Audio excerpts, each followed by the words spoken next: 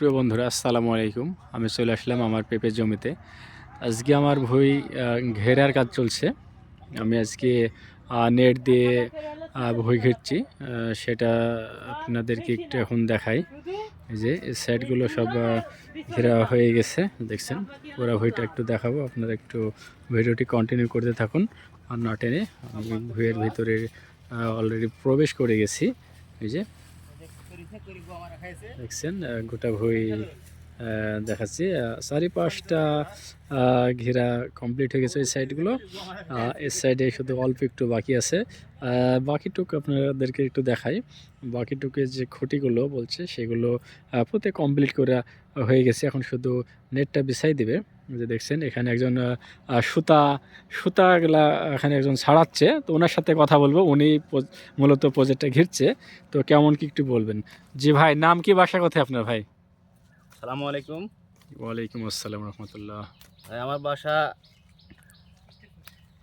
যোধকার্তিক নন্দনগাছি 4 কাঠ রাজশাহী। জি জি জি আমরা এই প্রজেক্টের যে বেড়া ঘেরা কাজ করছি। জি জি জি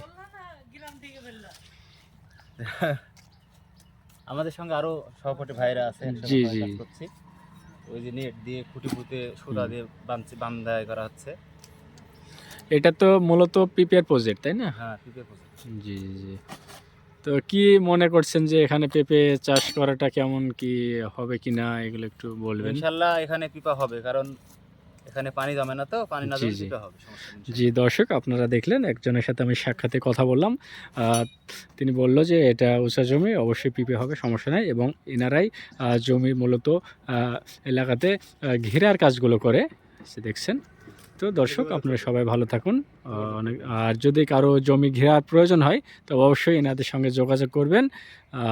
আপনার কন্ট্যাক্ট নাম্বারটা একটু বলবেন। 017 এনার নাম্বারটা জি বলেন। 017 520 64 91 8। জি, আপনারা এই নাম্বারে যোগাযোগ করতে পারেন আর কারো যদি জমি ঘেরার প্রয়োজন হয়। সবাইকে অনেক ধন্যবাদ।